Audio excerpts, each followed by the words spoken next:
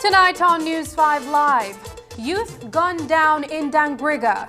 Victim's family seeking information after highway hit and run leaves man fighting for his life. And the Belize Coast Guard aids in search for a woman who went missing off the coast of Roatan. Details of these stories and more coming up on News 5 Live. It's a fact that your credit lasts longer when using Smart. During these times, we're all trying to find ways to cut costs and save the little resources we have. With Smart, it's easy to do that. It's a fact that with Smart, your credit lasts longer. You can call Smart to Smart and Smart to Digi using your promo credit, while with the other guy, you can only call OnNet, Digi, or BTL numbers. What does this mean? You get to call any national number using your promo credit.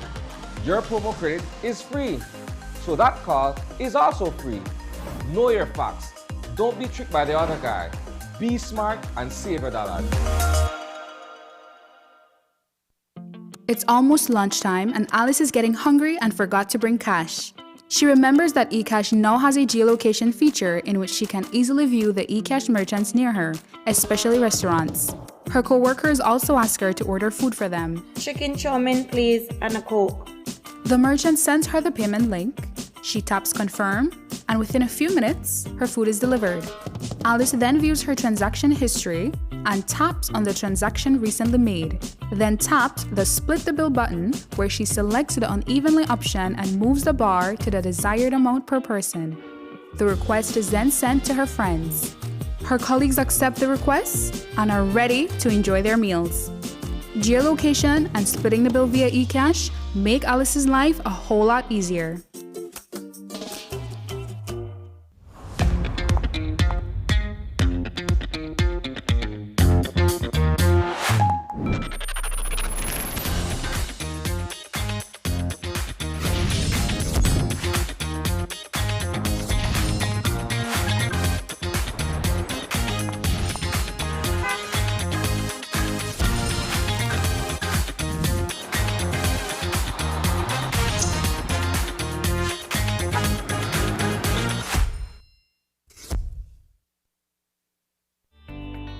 Taking its name from the venerable father of the nation, the George Price Highway stretches 77 miles from Belize City to Benqueviejo.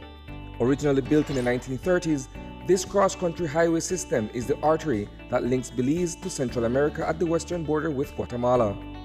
That connection facilitates overland trade, supporting Belize's economic development.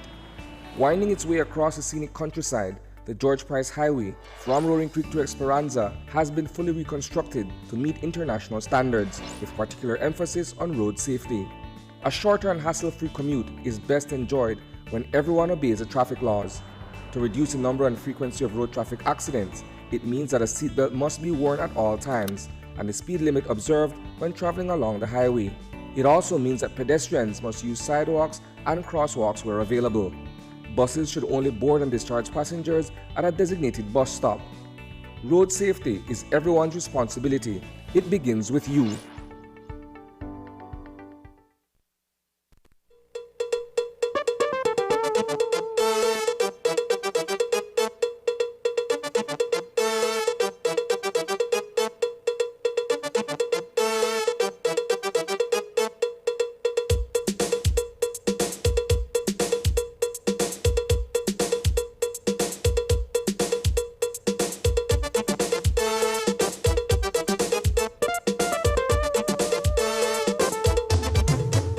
This newscast is brought to you by the Belize Bank Limited.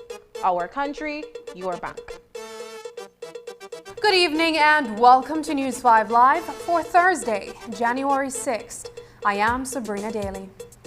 The third murder for the new year occurred on Wednesday night in Dangriga, and the victim is a 15-year-old minor. Joshua Flores was traveling on a dirt road that is known to be gangland when he was gunned down by one of the persons he was with. Flores is not known to be caught up in the criminal justice system, but officers are on the ground putting the pieces together. News 5's Dwayne Moody headed south to find out more. His last words to me was, Coach, tomorrow morning I call early. I will lead again. I will get in a shape back, no coach. We will do this. When we left and reached by the town council, man say, later peel head. I will laugh. I will go, not knowing that my last words for a young boy who I love. Those were the last words shared between Coach Wilbur Nunes and 15-year-old Joshua Flores following basketball practice on Wednesday evening in Dangriga. An hour and a half later, Nunes received the horrific news. The youth had been gunned down a short distance from where he lived in the Bakatong area of the culture capital. I know I lie hurt. And I know imagine what the man's parents that go through. And I know imagine the people that Dangriga go through that could have be my son. I'm at the entrance to the Sabal community in Dangriga.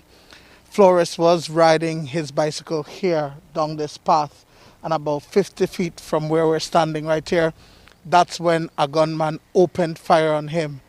The gunman is believed to be one of at least 3 persons who are along with the 15-year-old minor. Police investigation so far reveals that he was in the Bakatong area of Dangriga town, and upon passing a dark area, shots were fired at him, one of which made it marks to his head. He sustained injuries and was rushed to the Southern Regional Hospital, where he succumbed to those injuries. From what our investigation is revealing is that he may have had some misunderstanding with some friends of his over a particular item. And it was those same friends who might be responsible for his death. News 5 has been reliably informed that that item is a gun. Police have been canvassing the area and carried out a raid on an island off the coast of Dangriga.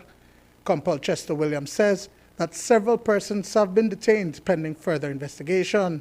We have a number of those persons in custody at this time, and we are working on putting the pieces together, and hopefully we'll be able to lay charges against those who are responsible for this particular murder. As a person working along with the youth in the community, Nunes says that Flores was a talented athlete. From the first time I encountered Joshua, he stood out. He stood out because he was of Hispanic descent, but he had that black in him, what we call a black. Young dude, very aggressive, you know, naturally talented and willing to go that extra mile. At that time, he was probably in Star 5. They had older guys than him. And what? He always stood out. Just his charisma, the way he comes around. I knew what his potential was, and I knew that it was hard for a lot of people to deal with him. But me coming from such a background and had the similar personality as that, I clearly understood how to deal with him. Very talented. He played football and basketball. He even played volleyball. Anything that was positive along the line of sports, that you man was involved in. I haven't slept. I have no appetite. It's like a womb without a sharp object that cut through you. And I never imagined it happened to a family member or even to his family. It's so hurt. A promising young man wasn't involved in no gang, you know, and you man have to lose your life like that. Could the killing have been prevented? Today we did see officers on bicycles in that area. Do you think maybe there needs to be, I know in Belize City we see booths that have been set up in different areas. Do you think maybe a booth needs to be set up in those? Well, it is good to know that you saw them today in the area on bicycle, but it's a couple of hours too late. We need to be more proactive in our response as opposed to reactive. Dwayne Moody for News 5. 2 hours later, there was another shooting also in the Bacatown area of Dangriga. The victim, 52-year-old Bartholomew Ramirez, received multiple shots to the body. According to the investigation, Ramirez was standing with another man on Banak Street when a man rode up on a bicycle and opened fire in their direction. Commissioner of Police Chester Williams says that the incident is not related to the murder of Joshua Flores. Another person received gunshot injuries to the different limbs of his body.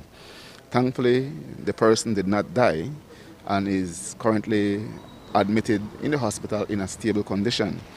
And so the police is also looking at that. Just to go back to the two shootings, those occurred in an area that has been for a while dubbed as a hot spot, as a gang area, gang territory. Were these two incidents related? Well, at this time, we're trying to see if there is any connection with the two. We have not been able to confirm. And yes, like you rightly said, the Bacatown area have been an area of concern for us. And I have given instructions over and over to the commander to ensure that we have a presence in the Bacatown area. Is this recent gun violence in Dangriga the proverbial straw that has broken the camel's back when it comes to policing efforts in that southern municipality?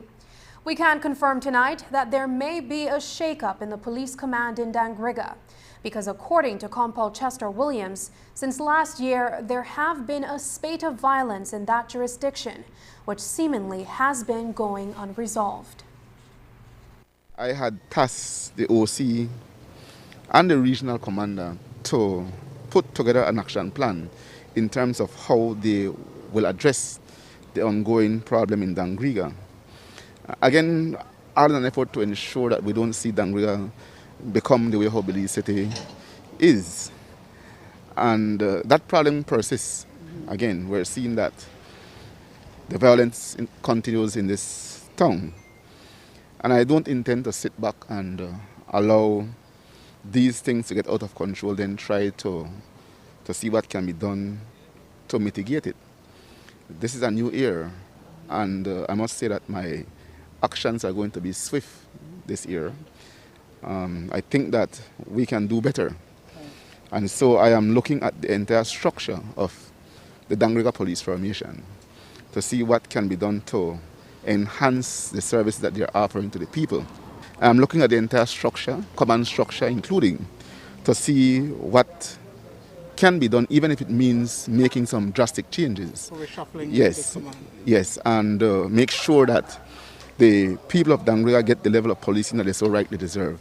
So I am meeting here today with Commander Operations, Head Special Branch, Commander GI3, Commander SPU. I have also invited the mayor, and I'll have the regional commander as well as the formation commander. I'm meeting with them this afternoon to discuss our way forward.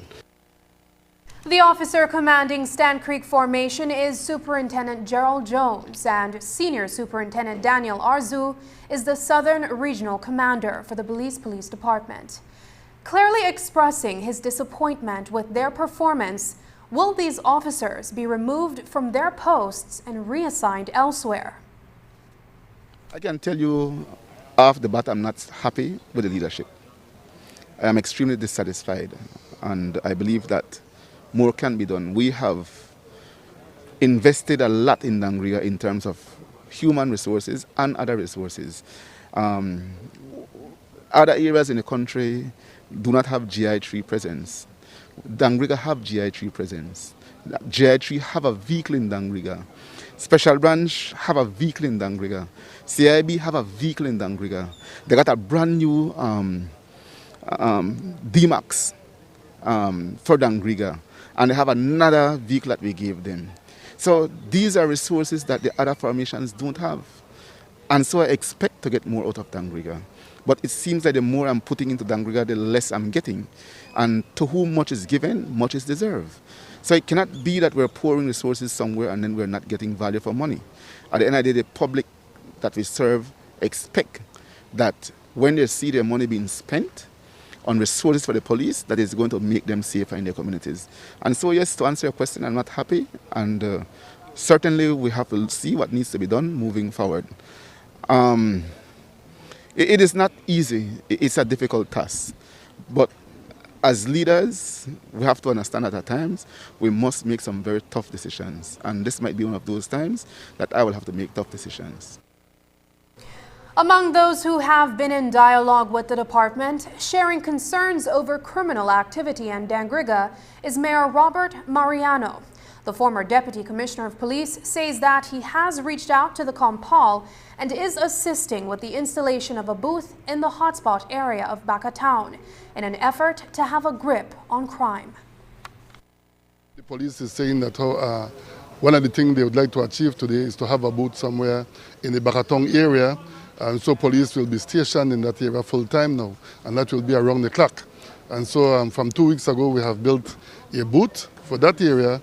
And so as we speak, we are fixing up the area, and that booth will be there in about an hour time. And so I'm telling Dangriga people that they are to expect police officers posted in that area. And so if there's any need of assistance from the police, to feel free to visit the booth to make reports and so on to the police.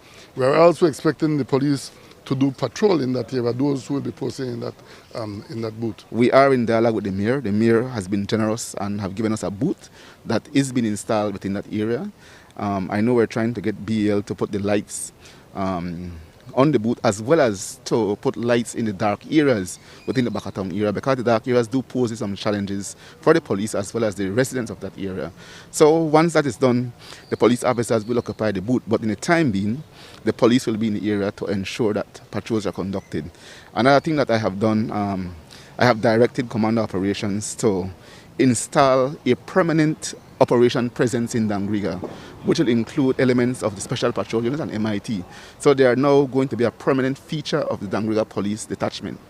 And again, those officers, while yes, they're going to work in Dangriga and will answer to OC Dangriga, they'll be most accountable to Commander Operations, to direct operations that needs to be done in different areas to go after the persons who are creating havoc in this community. 60-year-old Carol Smith Sr. remains hospitalized after being knocked down and left for dead on the Philip Gosen Highway on Wednesday night. His family was at home celebrating a birthday when they got a call that the Sandhill resident had been the victim of a hit-and-run incident.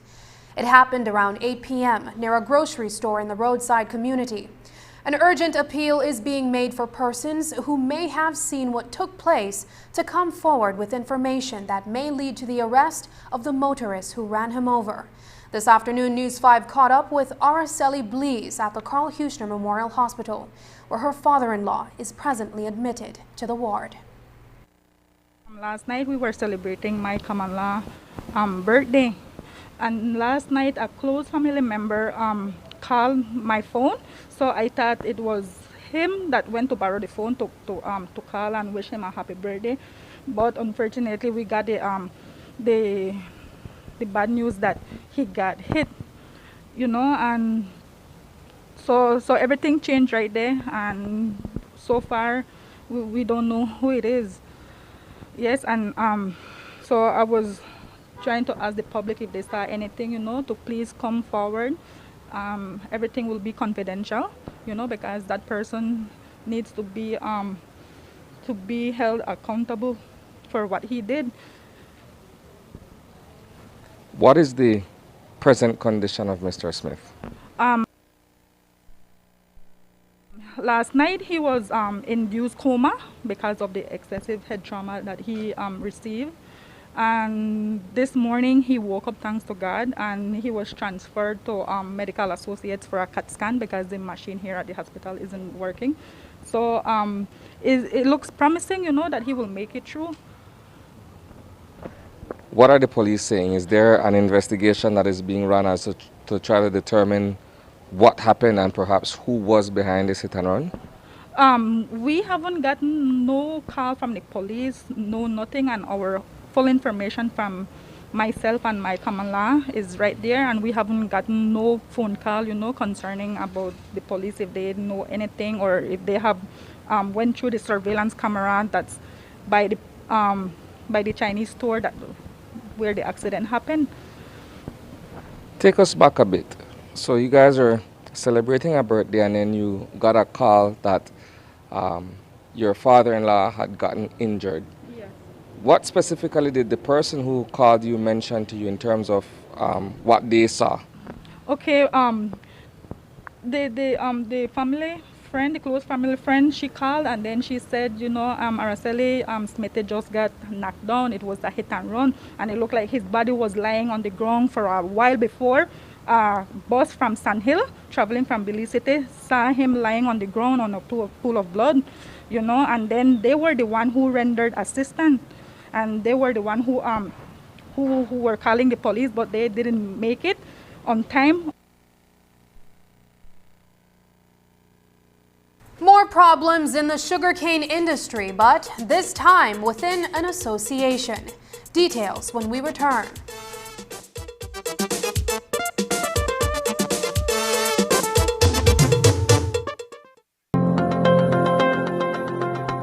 Digi, the premier name in voice and data, is also the country's leading provider of innovative services and solutions for small business and enterprise.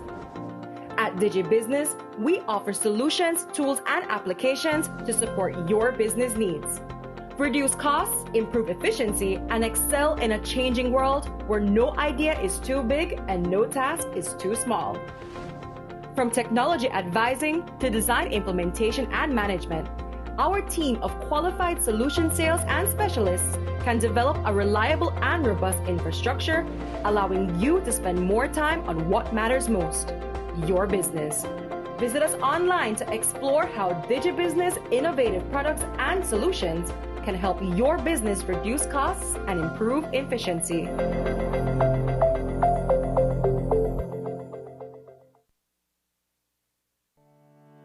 Keep your business running efficiently with computer products and accessories from Cellular World. We are the largest electronics stores in Belize, providing business solutions from trusted brands including Dell, HP, Lenovo, and Samsung, just to name a few. Our range of business PCs and electronics include desktop computers, laptops, desktop monitors, mouses, battery backups, smart TVs, and computer accessories that are backed up by warranties to keep your business always running smoothly. Call or visit us at any of our 5 Cellular World locations in Belize City, Belmopan, or San Pedro, and let our knowledgeable team help you to find the right solutions.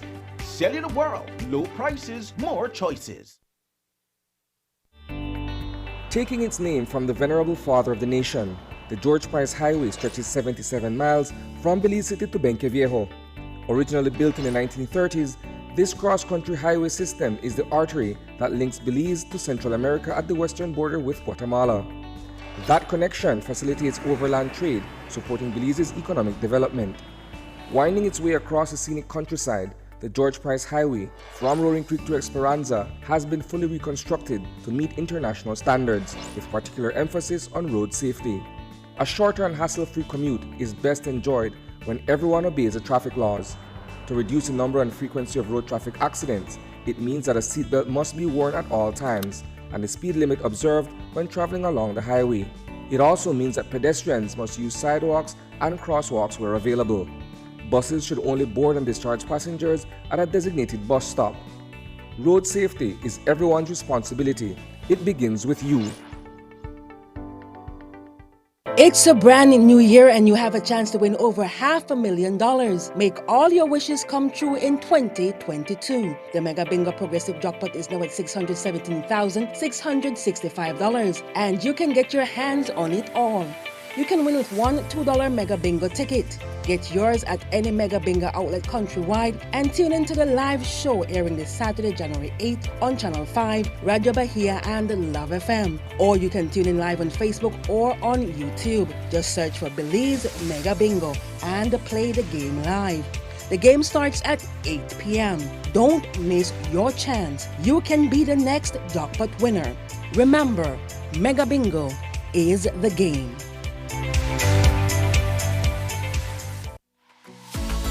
The BWS app is here and is available for download from the Google Play Store and the Apple App Store. BWS customers can use the app to view water usage and current bill, read your own meter, apply for new residential and commercial connections, apply for reconnection, make reports, contact BWS customer service, and much more.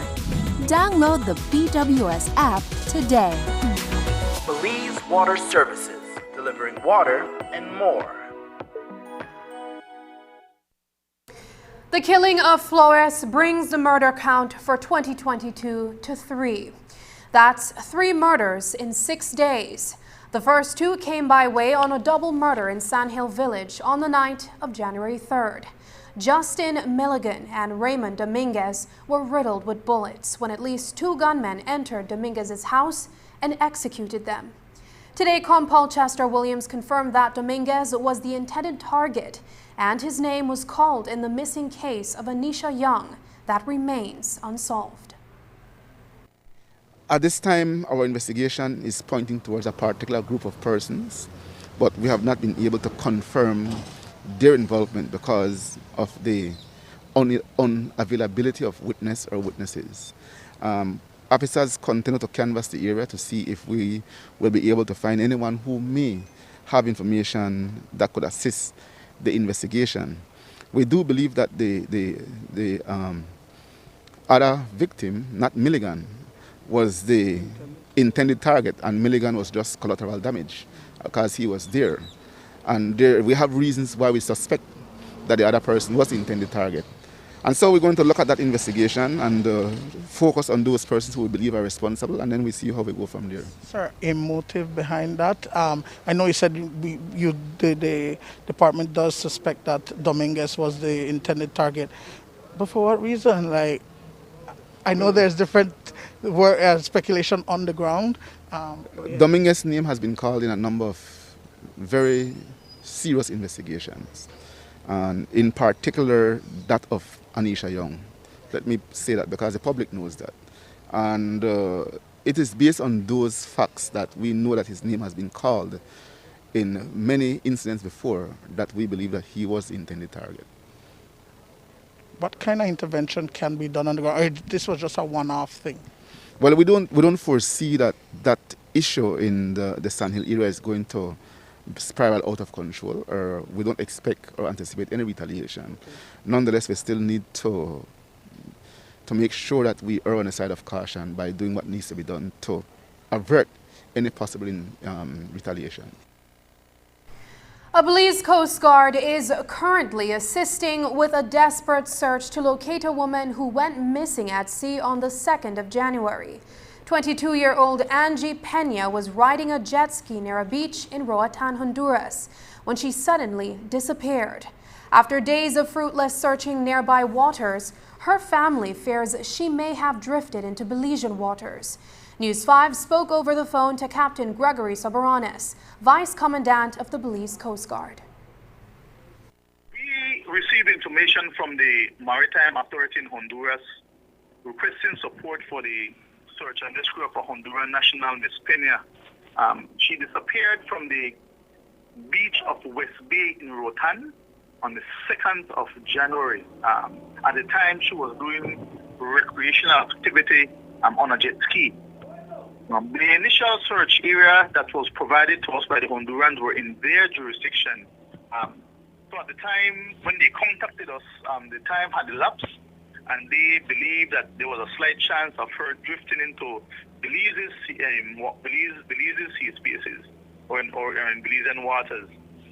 The Honduran air asset was also granted permission to enter Belize's airspace to conduct an aerial search. When we received that information, our forward deployed units down south were notified and to be on the lookout while patrolling their respective area of interest. So far, we've been conducting searches in our southern sector. Currently, we have 3 Honduran surface assets that have been deployed into Belizean waters to assist with the search efforts. The Coast Guard commander down south is the unseen commander, and we're currently searching in the area of Hunting Key, northeast to Ranguana, which is 5 nautical miles east of Hunting Key and 60 nautical miles northeast of Hunting Key. Just because the sugar crop has begun doesn't mean trouble is over in the sugar belt.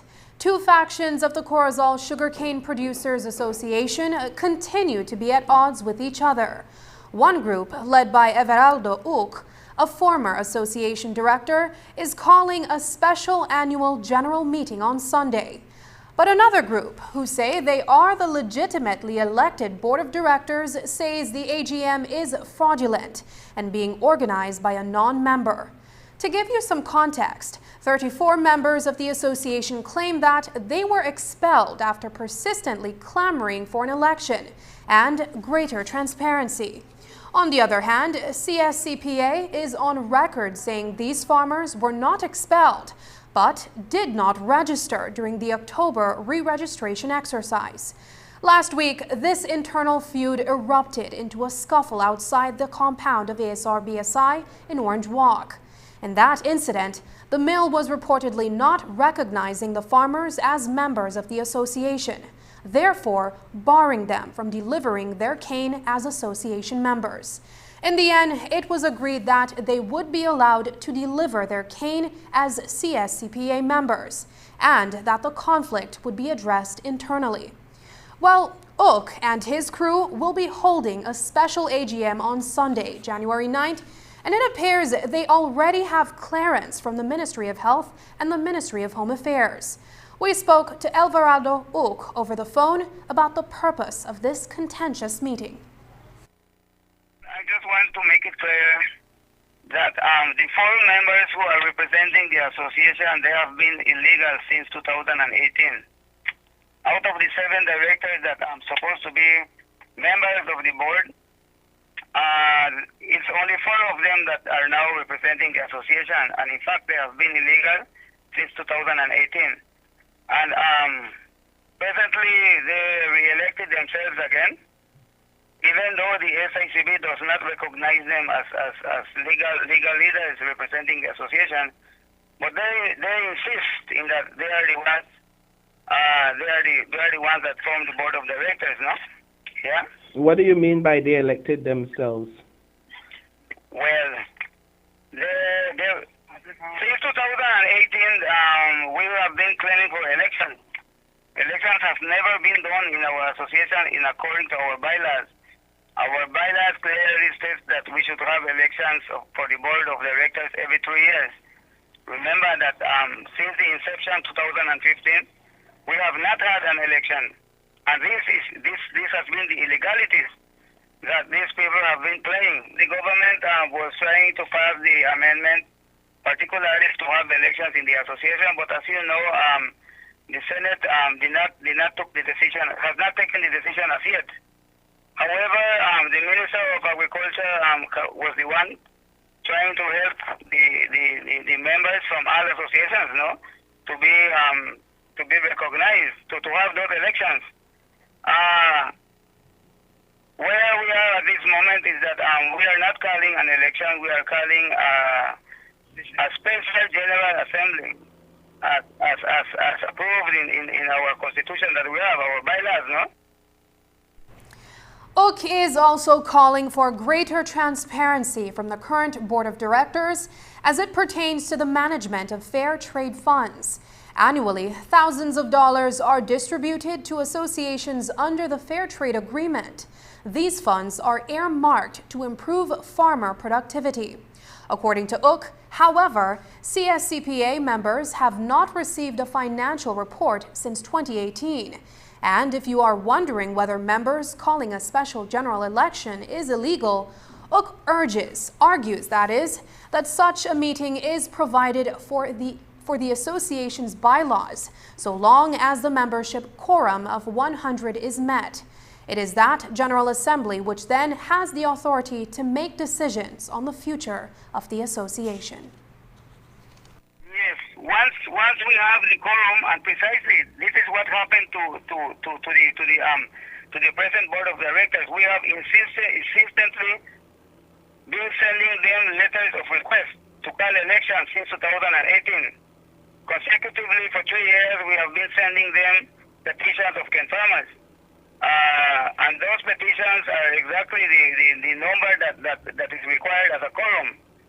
And particularly on the 23rd of November, we sent them, and for this year, we sent them a list of 148 signatures out of the 100 members that is considered as a quorum, asking them for elections, and we have not received a single response. I understand that the Ministry of Health has already gone ahead and given clearance for this. Yeah, we have the document, yes, of course.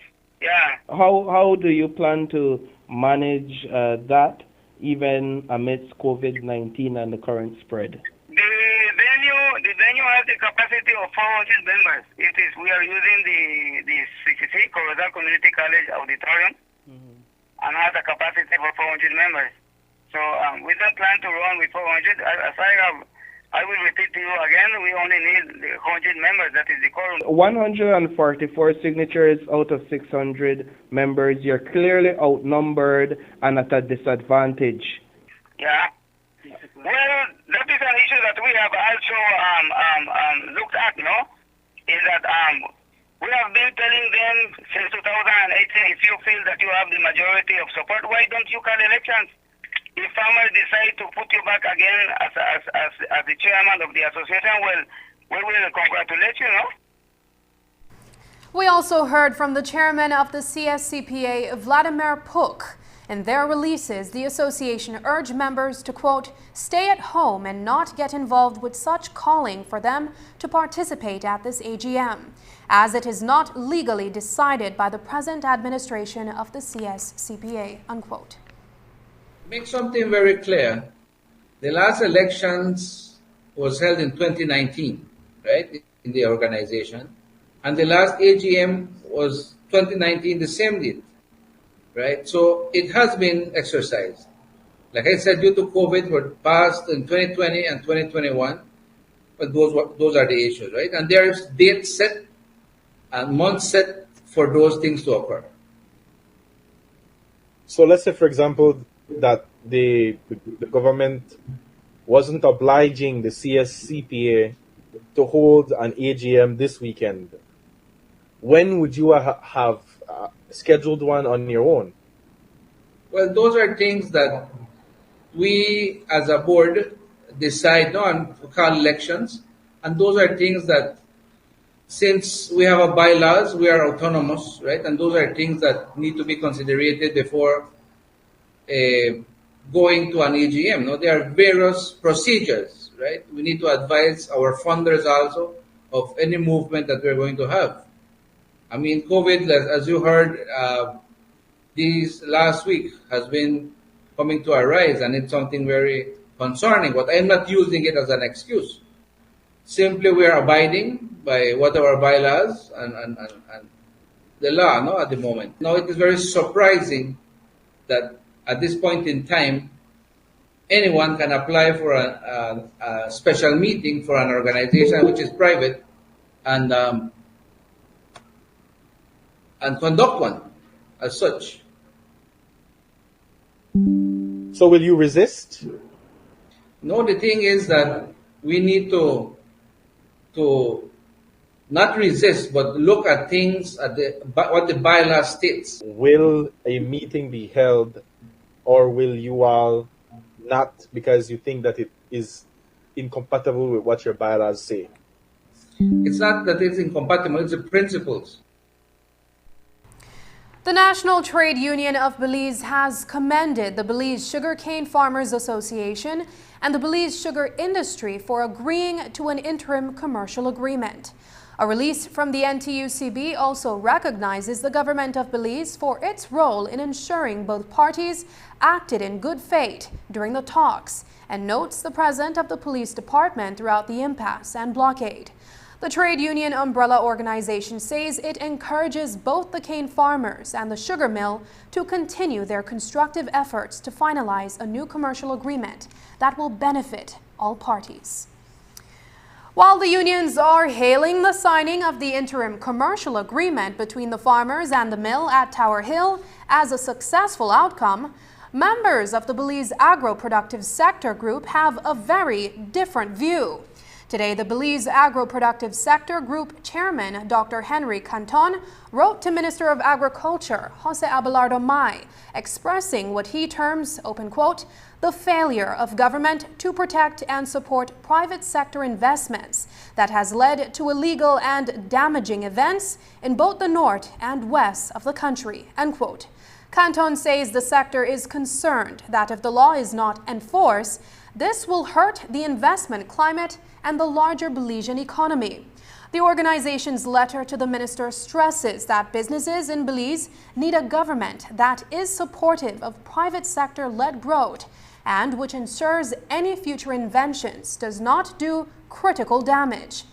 The BAS group reminds the minister that Belize's agro-productive sector creates employment, attracts investment and foreign currency, and provides renewable electricity and food for the nation.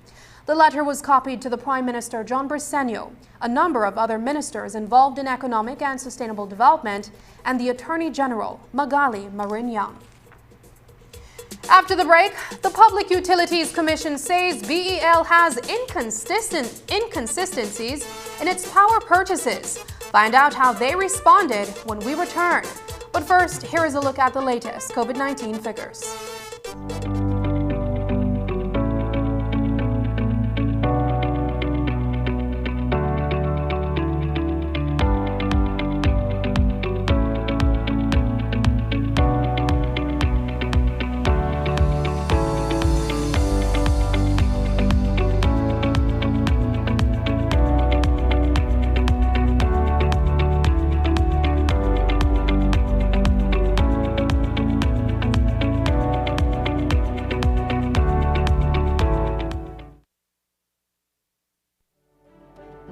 We have been a partner with Smart for over 10 plus years.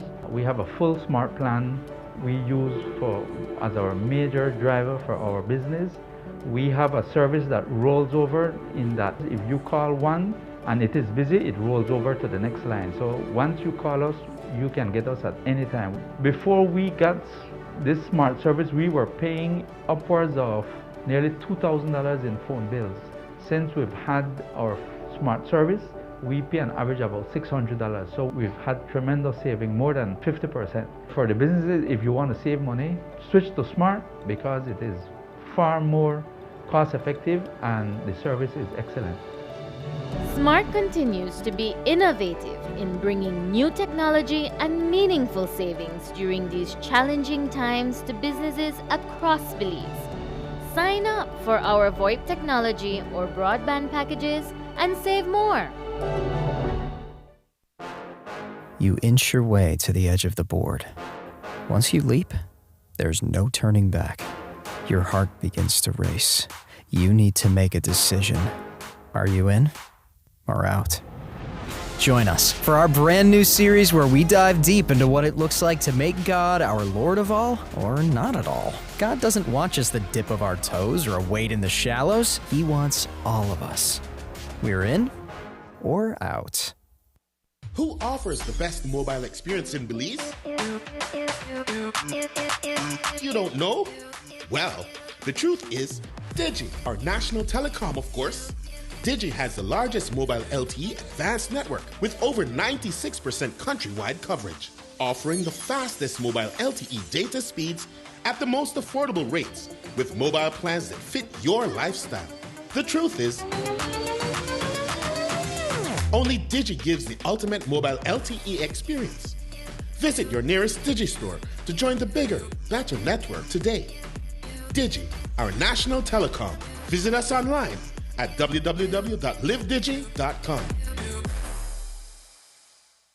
When someone you love becomes a memory, the memory becomes a treasure. Channel 5 introduces the Daily Obituaries.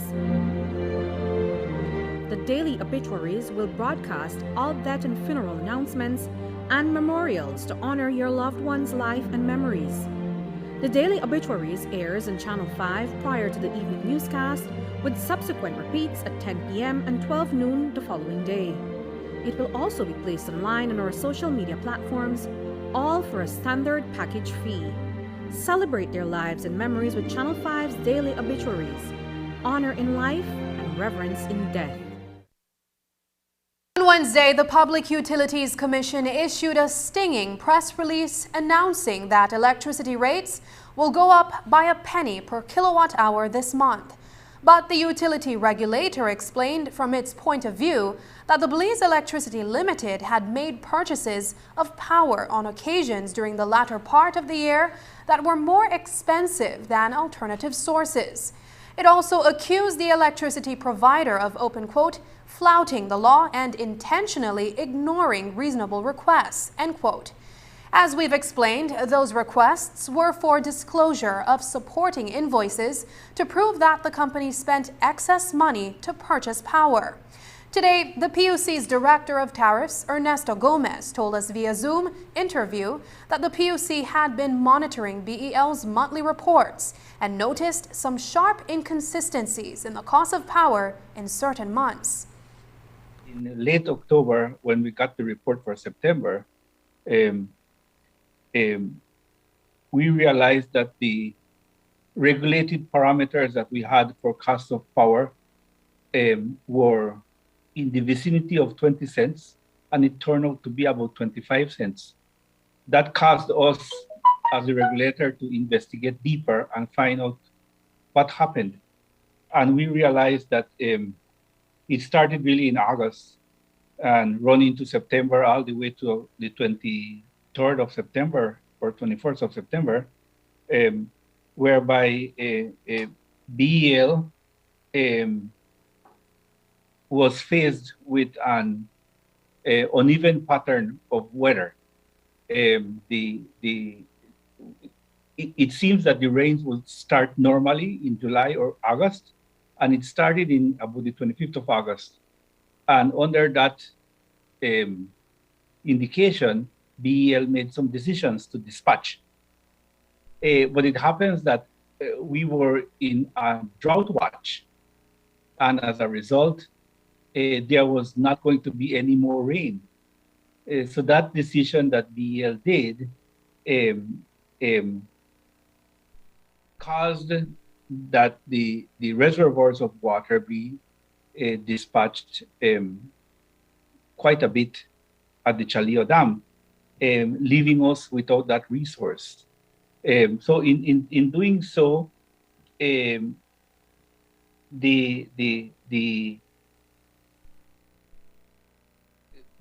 protocol that BEL used is basically to drain the dam to leave space for the new rains to come, so we don't have a spillage of water. But of course, the pattern was different. And as a result, that decision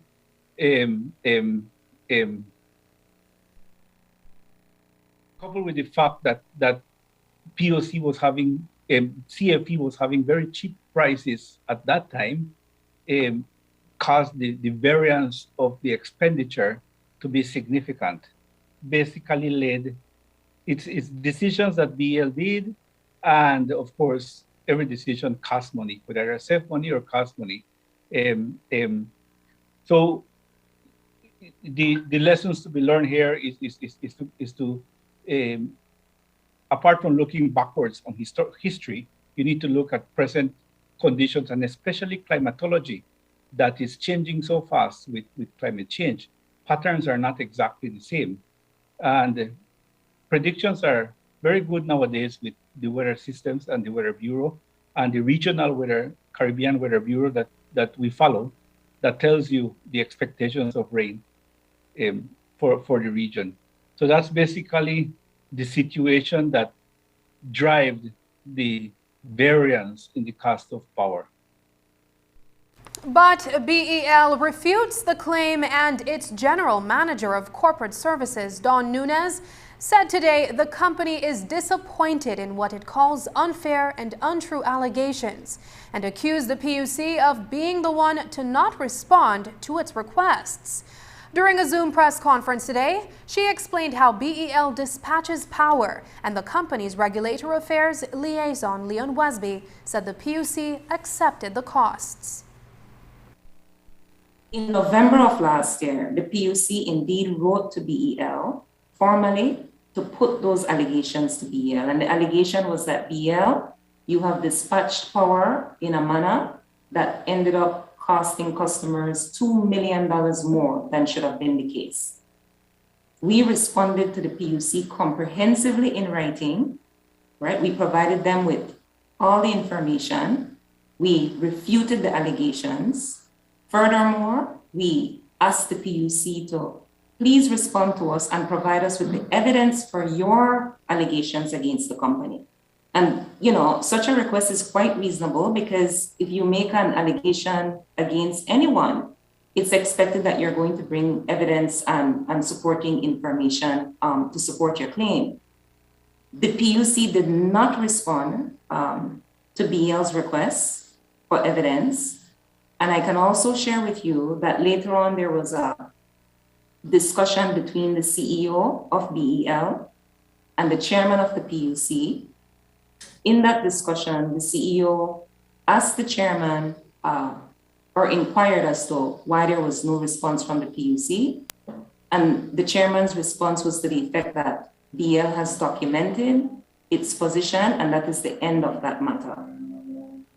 So having said that, we were very surprised to see the allegation being made in the communication by the PUC yesterday. And both of you, I'm sure, would have gone through that document in detail, and nowhere in that document did the PUC mention BEL's response, the fact that we responded to their allegations comprehensively, and the fact that we asked the PUC to please provide us with evidence to their allegations, and the fact that they did not respond.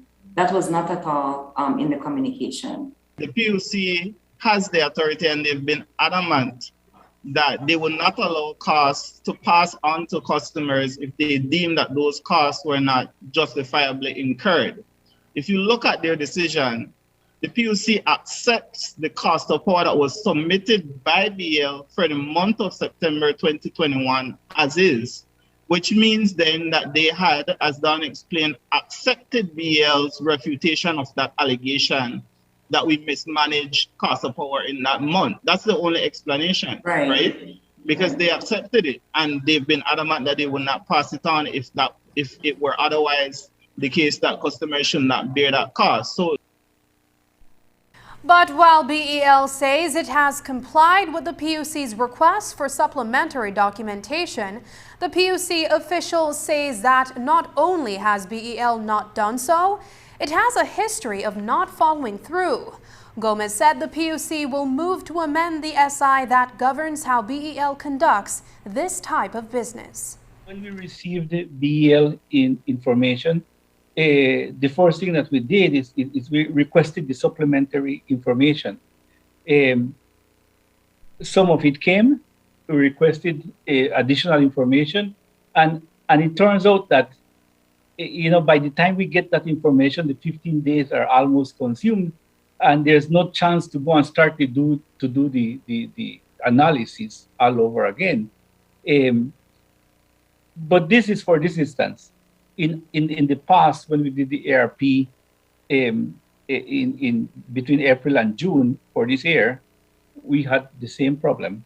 So we have been repeatedly asking BEL to help us and comply with all the necessary information. So this is now the perfect opportunity for us to put it in writing once more, because this is about the third time we've been requesting it in writing. The present rate setting methodology, the statutory instrument 116 of 2009, just gives a one-sentence scenario that BEL is to give its new forecast of power for the period January to June of the coming year. That is very vague. We would want to change that and break that down into more components and timelines and stuff like that in order to be more specific.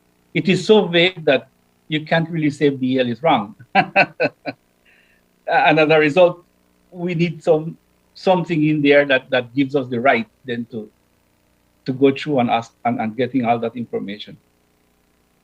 The PUC has accused BEL of continuing to flout the law and intentionally ignoring reasonable requests for information. This is language that BEL's representatives say they have taken note of with disappointment and regret. It was disheartening and it would be discouraging, but as Don explained, our leadership is preoccupied with our strategy that's focused on building out the system to better serve our customers. I also want to address that issue directly regarding that matter about us flaunting the law. The law doesn't specify anything as to the form or the substance of a submission. What we presented to the PUC is what we have typically presented for years in the past, which is simply because the ARP amendment only allows for a rate change as it relates to cost of power variances, nothing else. And what we submitted was exactly that. How do you respond also to the PUC's point that they are going to seek to amend the portion of the legislation that governs how you operate and carry out this aspect of the business? Well, we don't see any justification to go to those lengths. Our position is that we did provide the PUC, like Leon said, the request that they made following our submission for certain additional information. It was not unusual, it wasn't unreasonable, and we provided the information within a reasonable time following the request. So we don't believe that it's necessary to go to that extent, but to the extent that the PUC pursues that and it actually becomes a reality, the more clarity in the law, the better it is for everyone. Is it something that you intend to challenge legally? At this point in time, we would need to review what all of our options are. Been put out there that you've made some bad decisions that's costing consumers more in electricity rates. And it's also been put out there that the PUC is protecting the consumer. And what assurances can you as the utility provider give the customer who has heard these remarks, and that you also are working with the customer's best interest at heart? And when I say this, I speak on behalf of all of our employees. When we come to work in the morning, we have the interests of our customers at heart. And in particular to the dispatchers who are looking at this interview, if you air this part of the interview, I can tell you, when they make those decisions, it's with the interests of the customers at heart. Well, the holiday spirit is certainly winding down fast, and the price change of two fuel products is not going to help consumers during the MAGA season. The Ministry of Finance announced that as of Friday, January 7th, regular gasoline will increase by 29 cents from $11.40 to $11.69 per gallon. Kerosene will increase by 58 cents from $7.62 to $8.20 per gallon. The prices for premium gasoline and diesel will remain unchanged. According to the ministry, these price hikes reflect the current demand and supply conditions of crude oil in the international petroleum market, as well as the fluctuations in the acquisition price of refined fuel products in the countries from which Belize obtains its supplies. Just ahead, elections in the Police Association. But first, here's a weather update with data from the Belize Met Service.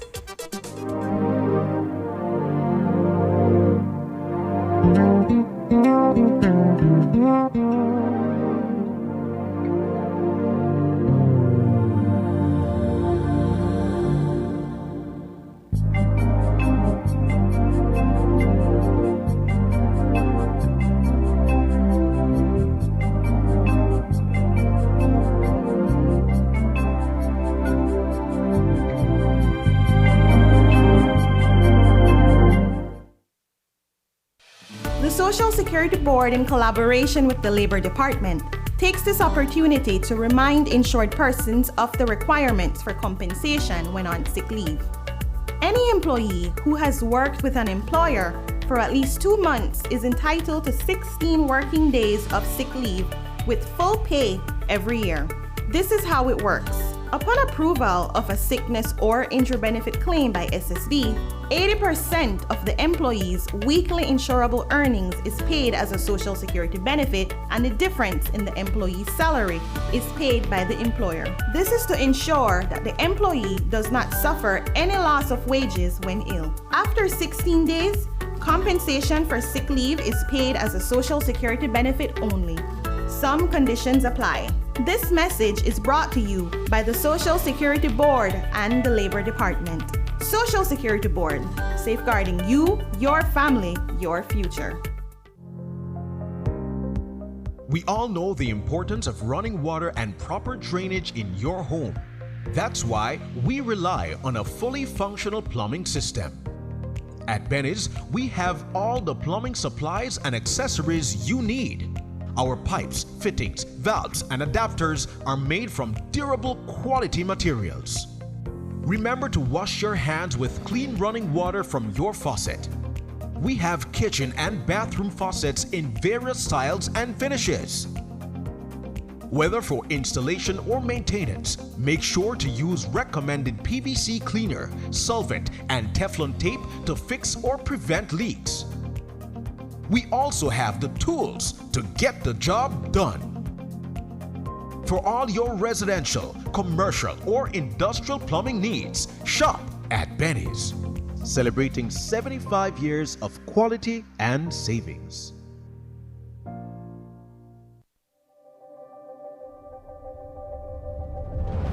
Bringing people together has always been SMART's mission and passion.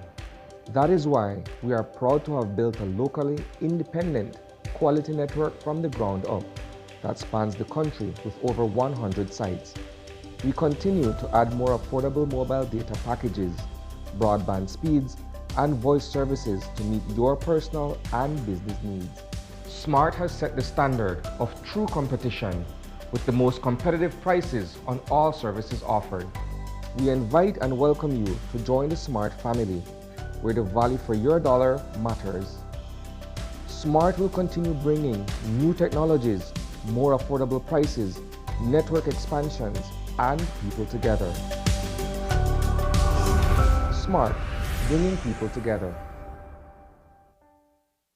The spirit of Christmas is about humbling ourselves, looking beyond the challenges and differences, and uniting as the family we truly are. As we reflect on the past year, let us be grateful for all that we have endured and look ahead with optimism for the upcoming year. We are thankful for all that we have been able to accomplish during the past year, especially our vaccination and wellness day held in June. It is through your support that these activities are possible and allow us to continue serving you. I encourage you to take the COVID-19 vaccine and urge you to continue taking the necessary precautions to keep yourself and your family safe. We are saddened that for another year, we will not be able to host our annual Christmas event. Make the Christmas catch you in a good mood. It is these opportunities that we look forward to interact with you and engage with you, our clients. However, your health, safety, and wellness comes first. May the spirit of Christmas infuse your life and that of your family and friends with hope, positivity, and joy. From the Board of Directors, management, staff, and agents of R&G Life Insurance, have a blessed and safe Christmas and a fruitful New Year 2022.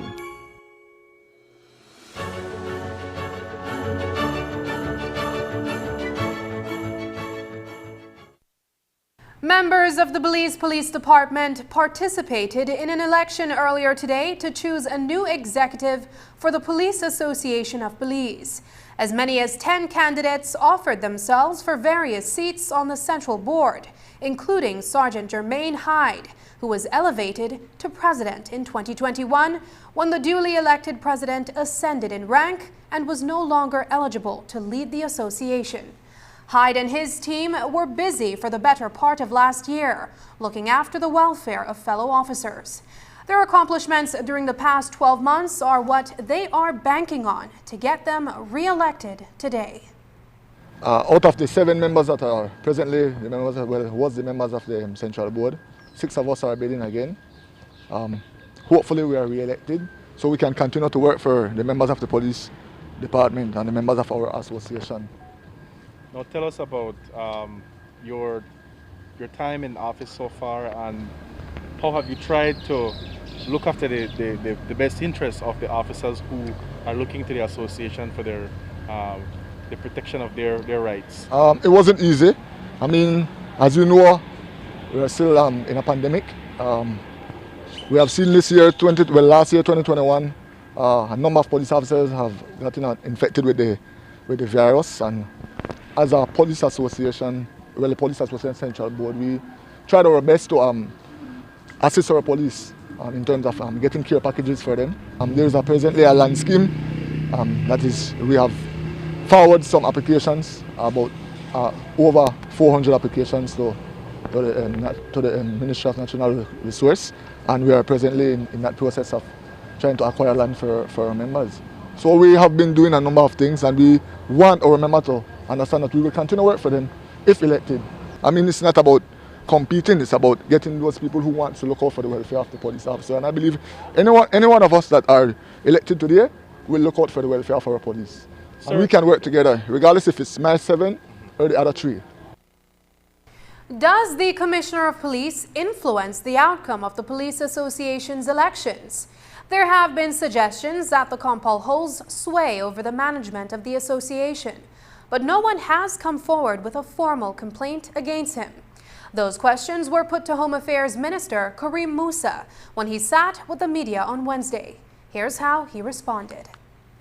I don't engage in speculation, and no, I have not heard any accusations or complaints from any officers, and many of them, when they do have complaints to make, they make them to myself or the CEO, but in this particular instance, no, I have not heard any complaints in that regard. The situation with the chairmanship, though, if I'm not mistaken, the commissioner changed the regulation so that no person can serve more than 2 terms. Yes, sir. So if indeed your slate wins and your members say that they want you to be chairman, you may be unable to serve, right? Because you've already served 2. Yes, technically you're right, but in reality I only serve as one term. The first term that I serve holding over because Ms. Usher was promoted, and I just hold over. So technically I only serve as 1 term as a chairperson. The murder of 15-year-old Joshua Flores in Dangriga on Wednesday is the first incident for the new year to claim the life of another male minor. The homicide came a few hours after the Minister of Home Affairs had outlined several initiatives to get young people off the streets and back into the classroom through the efforts of the Leadership Intervention Unit. Regrettably, he may have spoken a bit too soon. We saw the recruitment of a lot of young people by these gangs, a lot of young people who don't know why they're killing one another, and a lot of them becoming collateral damage, really. One instance, a mistaken identity, and in another instance, a mistake by a police officer. those are very regrettable as minister. And so moving forward, a lot of the initiatives that we have are targeting the very, very young. Like I said, we have to get them enrolled in school. That is why the Minister of Education has already announced that we will have free education in 4 schools on the south side of Belize City. That's very important to get these young people back in school. And if they are not academically inclined, then we can get them in any one of the entrepreneurial skills program that we have or the vocational skills training program that we have as part of the leadership intervention unit. Up next, this week's COVID Chronicles look at an easy-to-use device that could save your life. Stay with us.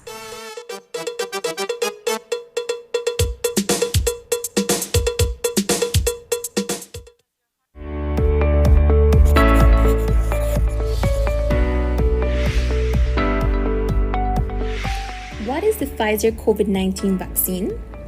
The Pfizer COVID-19 vaccine is an RNA vaccine that triggers our immune system to develop antibodies against the SARS-CoV-2 virus that causes COVID-19.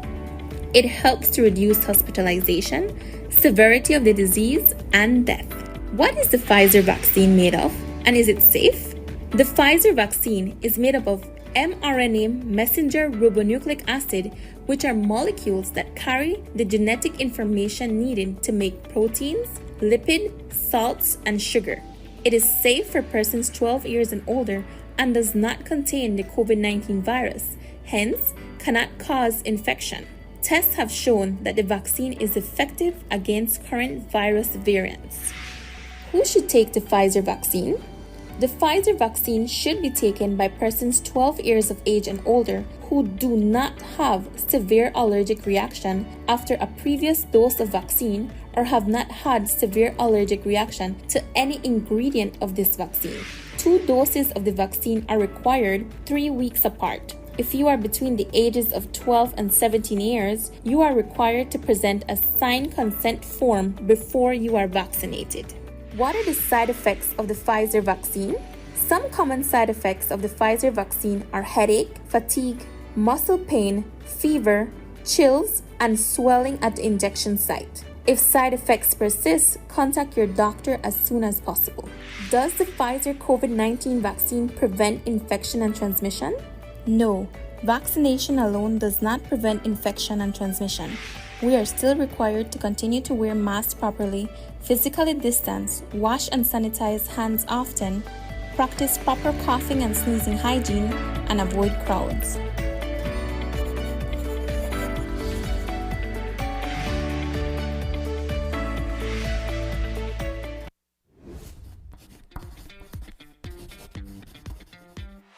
The ministry is collaborating with SpeedNet Communications to have a vaccination campaign for children ages 12 to 17 years. Children who get vaccinated will get a chance to win fabulous prizes, including backpacks with supplies, Nintendo Switch, tablets, book tuitions, and MiFi with 3 months data. Only children 12 to 17 years old can participate in this Smart and Ministry of Health and Wellness raffle. At vaccination sites, each vaccinated child, upon being vaccinated, will receive a ticket to place their name, age, date of birth, BHIS number, and contact information on, which will be filled out by a parent or legal guardian. The sooner a person vaccinates, the more chances he or she will have to win. Get vaccinated, Belize! Vaccination saves lives.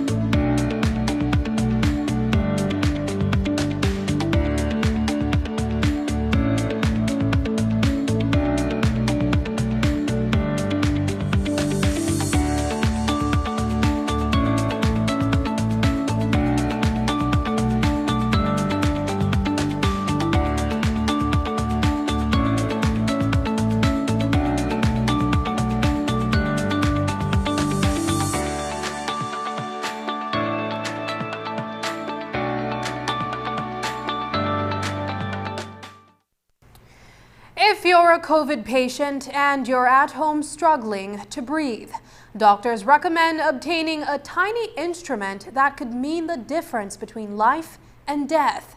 In fact, anyone who suffers from a respiratory illness can purchase this, and they're not that expensive.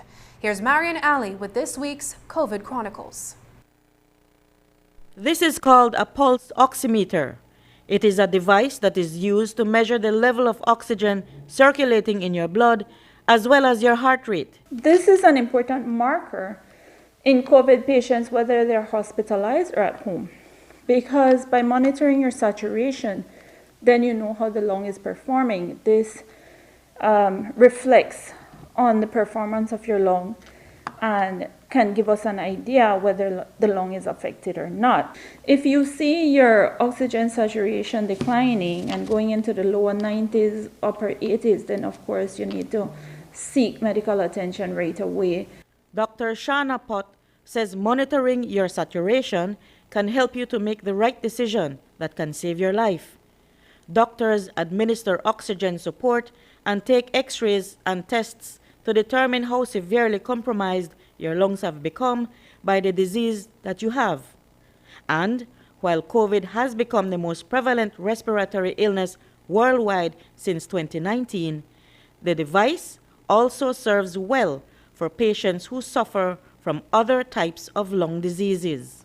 The normal saturation is anywhere between 95 to 100, we would say, %. However, there are patients who may saturate a bit lower because of chronic disease, such as, emphysema, COPD, chronic smokers, asthma patients, and that sort of thing.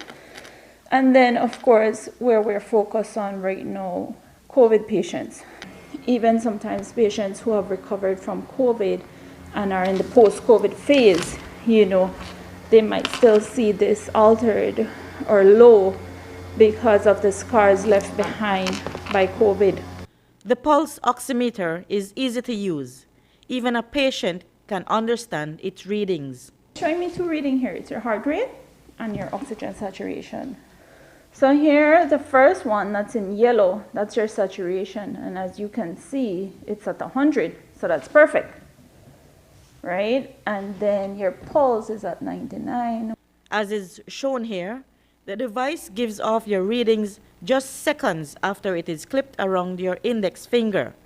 The pulse oximeter can be purchased at pharmacies around the country for as low as $50 at some places.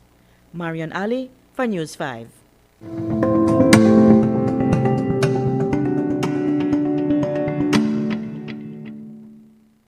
And that's the news. Tonight's broadcast is available in both text and streaming video at channel5belize.com. You can also connect with us on our Facebook page at facebook.com/News5Live. I'm Sabrina Daly. Thanks for joining us. And from all of us here at News 5, please remember to wash your hands, keep your social distance, and stay safe. Good night.